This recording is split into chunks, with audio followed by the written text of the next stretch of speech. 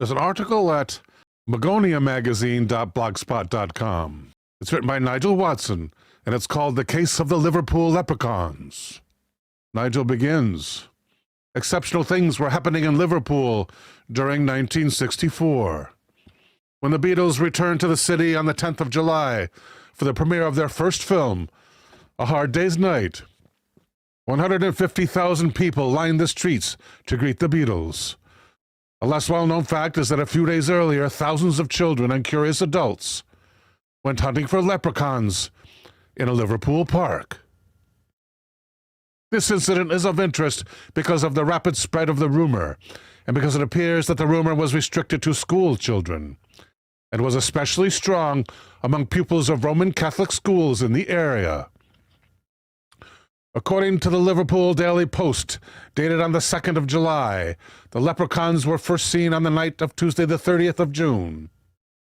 Nobody knows how the rumor started, but one 9-year-old boy told the Post reporter, Don McKinley, that, quote, "Last night I saw little men in white hats throwing stones and mud at each other on the bowling green. Honest, mister, I did."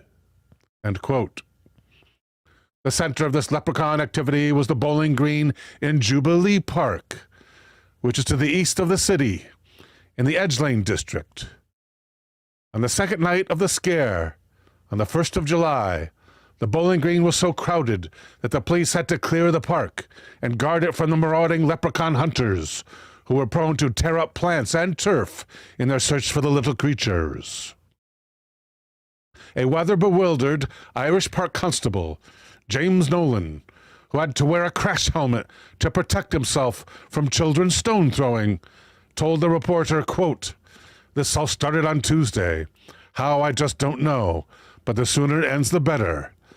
Stones have been thrown on the bowling green, and for the second night running, no one has been able to play. The kids just won't go away. Some swear they have seen leprechauns. The story has gone round, and now we are being besieged with leprechaun hunters." Such was the violence of their search that the police had to set up a temporary first aid shelter to treat at least a dozen children who suffered from cuts and bruises. The Liverpool Echo and the Evening Express for the following day described the strange visitors as, quote, "little green men in white hats, throwing stones and tiny clouds of earth at one another." The little green men part of the story was possibly inspired by the testimony of a Crosby woman who said that on the 1st of July she had seen strange objects glistening in the sky, whizzing over the river, to the city from the Irish Sea. This apparently explained how the leprechauns managed to emigrate from old Ireland, though it was more likely a tongue-in-cheek addition by the editorial staff in order to make a neater story. This supposition is supported by the fact that no exact date nor any information about the witness was given, and the local paper for the Crosby district did not report anything of this nature to its readers. It is also worth noting that the leprechaun hunt had been going on already for 2 days before this report was published, so the newspapers cannot be regarded as the originators of this scare. However, the reports could well have inspired or fueled a second leprechaun panic in the Liverpool area a few days later. The Liverpool leprechauns could have remained in our files as yet another datum of the damned if it had not been for certain revelations published in the 1982 edition of the Liverpool Echo. In this report, a man called Brian Jones claimed he was responsible for the scare when he started to tidy his grandfather's garden in Edge Lane, which backed onto the park.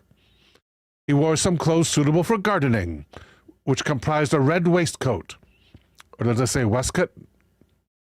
A red waistcoat, a pair of navy blue trousers, Wellington boots, a denim shirt, and a woolen hat with a red bauble on top. As he sucked on his pipe, no doubt reflecting upon his sartorial elegance, he saw some children sitting on the 10-foot-high wall, which separated the garden from the park. He heard one of the children say, "It's a leprechaun." Realizing that his short stature, emphasized by the height of his grandfather's weeds, and his extraordinary clothing gave the children this impression, he decided to capitalize on their deluded perception. So he claims that, quote, I bounded into view, babbling made-up words. I jumped up and down, picked up turf and threw it at the children. Not surprisingly, the children ran away in a blind panic. The next evening on the wall, he saw 300 children on top of a covered reservoir, which gave them a good view of the Bowling Green. On seeing him, they shouted, there he is! There's the leprechaun! However, the children remained where they were. So for the next hour, Brian entertained them by angrily shaking his fist at them and tossing turfs into the air.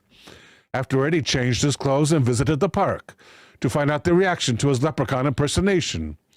Here he found children boasting they had seen 2 leprechauns, although some had to top this by saying they had seen 6 or more. It seems odd that the newspaper descriptions of the leprechauns do not tally with Mr. Jones' description of his elegant outfit. None of the children noticed his red waistcoat or the red bauble on his hat. The 10-foot-high wall is of interest, too. It could not have been the most simple thing in the world to climb, either for the children or particularly Mr. Jones, considering his short height and his Wellington boots. It is also difficult to understand why the children on the second day did not approach the wall in large numbers and scale it in order to catch the leprechaun. The children of Liverpool are not normally that shy. Furthermore, all the children's reports speak specifically of leprechauns in Jubilee Park and the Bowling Green. There was no mention of any sightings in private gardens. For these reasons, we suspect that Brian Jones might be mistaken in his belief that he was responsible for starting the panic. Perhaps after 20 years, 2 separate events had become confused. No sooner had the Liverpool rumors subsided than a similar scare erupted several miles to the northeast of the city, in the overspill town of Kirkby. The Kirkby Reporter on the 14th of July, 1964, featured the following story under the headline, Little Folk and Flying Saucers. Flying saucers and leprechauns came to Kirkby last week, at least according to local children. Although the rumors were short-lived, the same urges for excitement and change from old ways of viewing the world can also be expressed by young people by way of pop music. It may be that the blossoming of Mersey Beat at that place and time was a manifestation of urges not far removed from those which brought the Liverpool leprechaun into reality. In other words, the same thing that made the Beatles so popular was what made the tale of the leprechaun so infectious. That's a little bit of a stretch.